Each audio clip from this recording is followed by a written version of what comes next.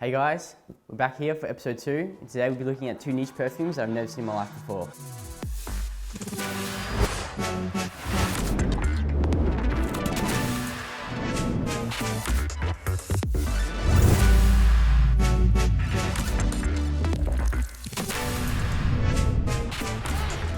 So welcome back.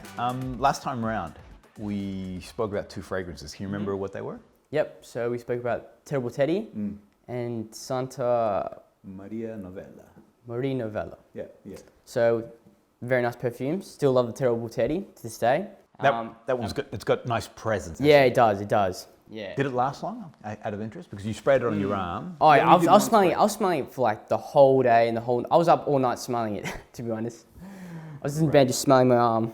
But I still think it's very strong though. Yeah, it is a strong fragrance.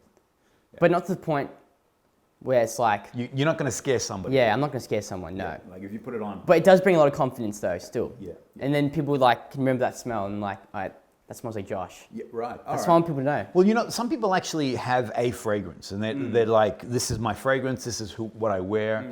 I'm of the school of how many fragrances can I own? So I'm the opposite of that. So you're the collector, yeah. I'm a bit of a collector, but also the fragrances also dictate my situation. So Terrible Teddy is a great fragrance to go out with. It's also a great fragrance if you want to feel, it's a warm fragrance in my opinion, because of the leathers and things like that. So you wouldn't wear it on a sunny day so much because it'd be too heavy. On a first date might be a little bit too much. So let's say you're going out with a pretty young thing, it's probably a little bit on the strong side. You probably want a bit fresh and not to be so intimidating, I guess. Something a bit more subtle. A bit more subtle, exactly. So what I like is that I have different fragrances for different occasions, okay? Makes sense. And these 2 here that I want to talk about today are just that. They're actually 2 separate occasion fragrances, same company though, and we're staying within the UK, so we're staying in England. Yep, Terrible Teddy area. Exactly, Penhaligon, correct. Actually, interestingly, Penhaligon, Terrible Teddy, the founder of that was 1870. These guys here were originally called the Crown Perfumery Co., and they started in 1872. Did you notice the name? Clive Christian. Right. So, interestingly, the original company of this was the Crown Perfumery Co. Yeah, okay. All right. They started creating these fragrances. They were very popular at the time. So wait, they never had the warrant though, yeah? They never had the warrant. But they were called the Royal... But I've got something else. It's a nice little surprise.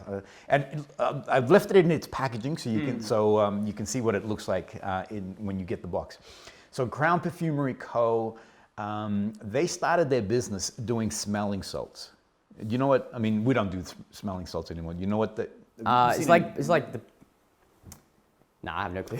It was like a medicine, all right? And so when people had a headache or if they had fainting spells, migraines, things like that, so they would like a little box and they smell, oh, no, not a box, sorry. It was a glass jar, and you had a boom. Crown Perfumery Co. became famous because of their smelling salts. Yeah. And actually one of the biggest things, the women used to use it a lot because of the corset. You know what a corset? Yeah. All right, so they used to make them super tight because it was all about that really thin waist for the women back in the 1870s. Super thin waist and then those big dresses. And so unfortunately it would stop the blood circulation. I've heard about this. And they would have fainting spells. They would and so they boom, smelling salts, revive you. Fashion changed, corsets weren't used as much, other things came in like, an aspirin for a headache and stuff like that. So unfortunately, the Crown Perfumery Co. Went into difficult times and then went out of business, okay? Along came a guy called Clive Christian. Now, Clive Christian is this awesome interior designer. If I'm not mistaken, the royal family also used him as in recently Queen Elizabeth. So he already had connections, pretty much. He had connections, right? And he loved fragrance and all things, sort of fancy, nice, right. I like this guy. He bought the original recipes. And he relaunched this brand, but he relaunched it under his name. So it's no longer called Crown Perfumery Co. It's Clive Christian, but it actually holds a lot of the old elements that the Crown Perfumery Co. used to own. Here we go. All right, so now I'm going to open up. All right. So this one here So have a look at the packaging. So I left the boxes out because otherwise the inside looks the same and it would be all black. But so this one here is 1872, and as I said, that's when the Crown Perfumery Co. started their business. Yep. So Clive Christian grabbed the original recipe of 1872, but modernized it. So have a look at this beautiful package. Have a look at that. Whoa, that's very fancy. Awesome, man. Yeah. Yeah. All right, so so here's the. All right, so that's the bottle. So one thing about the Crown Perfumery Co. is that when they launched, the queen at the time was Queen Victoria. And she loved the perfume because they did smelling salts. That was the way they started, but it was because of the perfume in the smelling salts that's how they got their notoriety. They started doing perfumes. Okay, cool. And Queen Victoria loved the fragrance so much that, so this is better than the Royal Warrant. That's her crown. Okay. So That's the this is design of her crown. She Yeah. gave permission to the company to say, you can use my crown as part of your bottle. So it's Queen certified. This one's Queen certified. But feel that. Oh, this is like, it's very heavy for a lid, I guess. So, and the other thing that Clive Christian did, so the original bottles used to be green. As you can see on the back, it's embossed, well not embossed, but it's part of the glass, which is 1872. Yep, see it. This on the back has the original, so it's the monogram. Yeah, the main Yeah, logo. yeah, right. The old one. All right, so now that's all cool, but how does it smell? This is the part that we. That's what I'm excited for. So this one here. Smell that. All right, straight away off the bat. It's a very fresh smell. Yep. I'm smelling like lime. Yeah. And it's smelling this mossy kind of smell. Whoa, look at you, mate. Oh my gosh, that was like, boom. That's what I can smell. Right. But am I pretty close? Wow, you're awesome. So the opening notes, this one here, this is a confident smell.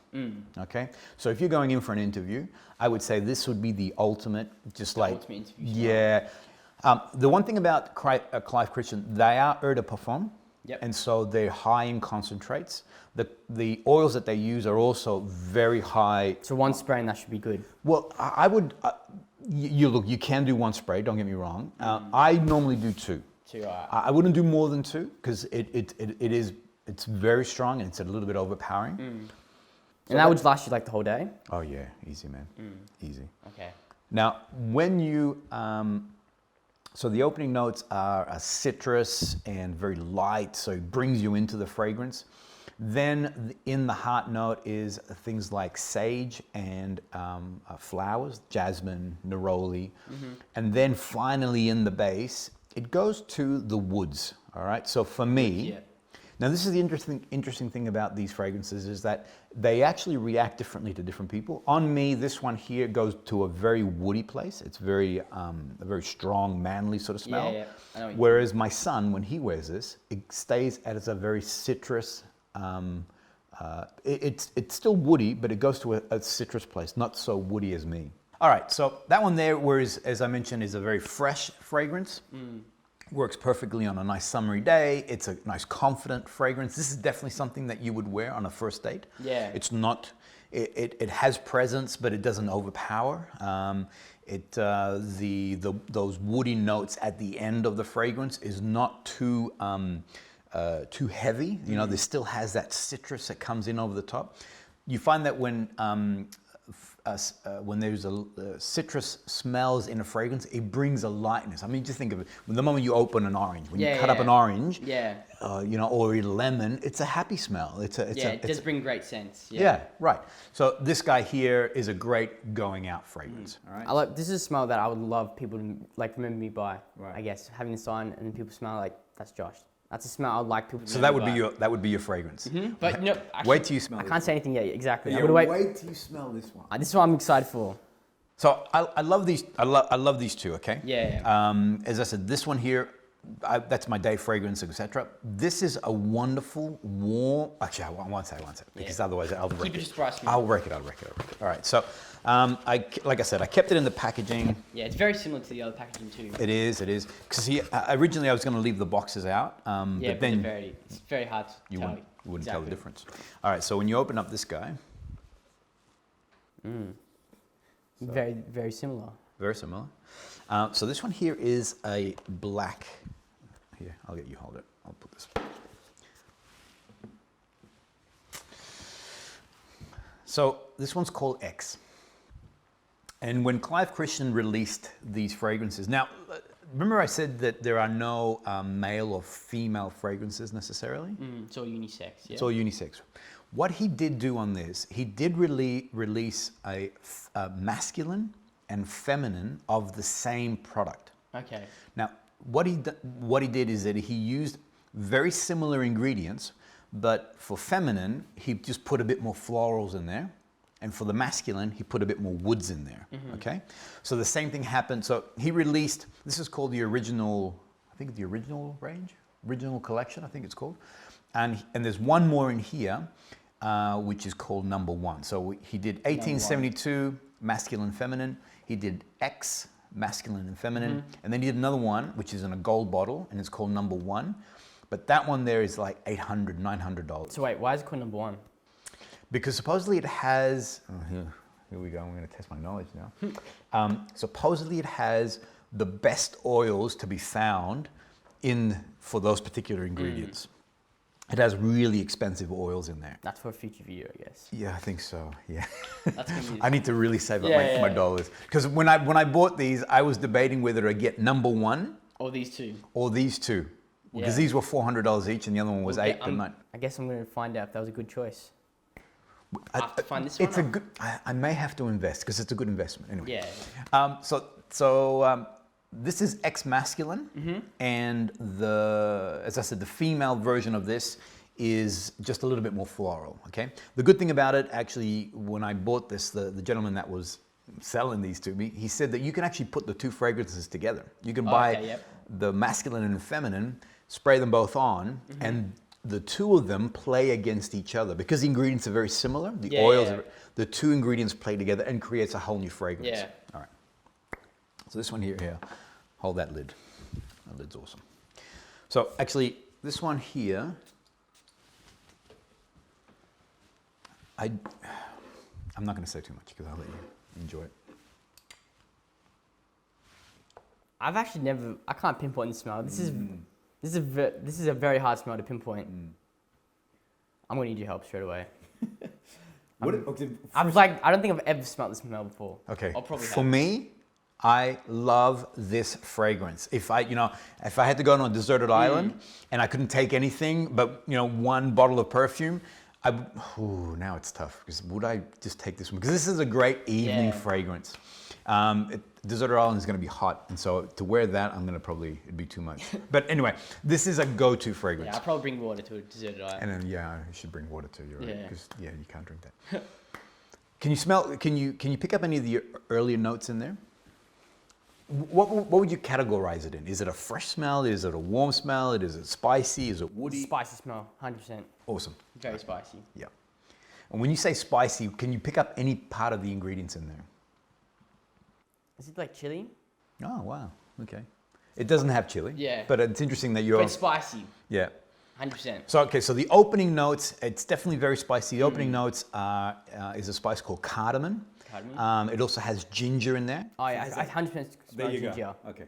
Maybe that's what it is. Maybe you were smelling sort of like a... Yep. It smells like, to me, ginger beer. Oh, well, there you go. That's probably a bad example. All right. Well, then... It's probably very bad. I don't know if... Cardamom, ginger, not beer, just ginger. And then in the heart note, it starts to go into a little bit of flowers because it needs to soften it down. But there's one spice in there that the moment I say it, you're going to pick up on it. Can you try to think of there's one spice that's really not common, but it's a familiar spice? Cinnamon. Cinnamon. Can you smell the cinnamon? I can smell. It's like when you tell me I can smell it now. Right. Well, the cinnamon plays in this all the way through. So for me, I smell the cinnamon pretty early on. So the cardamom, ginger, and cinnamon are playing together. Then in that heart, the cinnamon begins to come out a bit more. There are, as I said, some flowers in there to soften it down. Yeah. For me, this is a beautiful going out fragrance. This is a wonderful, if it's a cold day, like today it's raining here in Melbourne, it's just coming down. This is my go-to fragrance for warm, cold, for warm nights, cold days sort of thing. Yeah. Did I say that right? I think so, yeah. Yeah. Because I know what you're trying to say, because it's a very spicy smell, you know, it brings that warmth. Right. But especially for days like this. We traveled to, I traveled to Osaka, and it was during the winter months. And this is because when I travel, I'd like to take a fragrance. Depending where I'm going, that'll be my fragrance for the region. Yeah. So we went to Osaka, and this was my Osaka smell. And it was cold, and putting this baby on and just smelling that warmth that it has is just awesome. Now, what would you choose? I reckon. Because I want to see how it wears on your skin. I still like this one a lot. Yeah. I think that's my favorite one. Do it. Put it on. Because the funny thing is, I thought to myself, that is definitely it's a really universal sort of smell. I'm going to do one too. I love the way you do that. You're doing this. Very nice. You like it? I was gonna smell the bottle, but I don't need to smell the bottle. Now I'm gonna put this on me. All right. I haven't actually put on any fragrance today. All right, 2 sprays. So I put it on my chest. A lot of people say don't do that, but I can smell it straight away. Man, it smells so good. Actually, I can smell you. I'm so used to these designer ones. How beautiful is that? This is so much better. This designer Smell one. me. Smell me. Oh, that's nice. Isn't it nice? That's very And nice. as I wear this, as the day goes on, this just, my gosh. So just, again, 2 sprays. Any more than that, you're going to blow your nose right out, and then you're going to stink. As you walk into, people are going to be, whoa. You know, they're going to smell something nice, but they're going to be like, oh my gosh, If you wear these, you're going to have people come up to you and like, what's that smell? It's not going to be like, all right, dude, what the hell is that smell? It's going to be like, People are going to be very interested in these smells, I'm telling you. So just so you know, I wear this guy here, and I'm always getting compliments. Yeah. I'm getting people and it's the good thing about this is that there's a term called sillage, which means the level of projection that these fragrances have. So this one here, for me, it doesn't have a big radius. It doesn't sort of project. But the moment I get in contact like this, when I'm close to somebody, you smell it straight away. They're instantly like, "Wow, what are you wearing?" Wow. Yeah. And then they start, you know. Which is a nice compliment, you know. People like the fragrance, people are attracted to it, and they associate.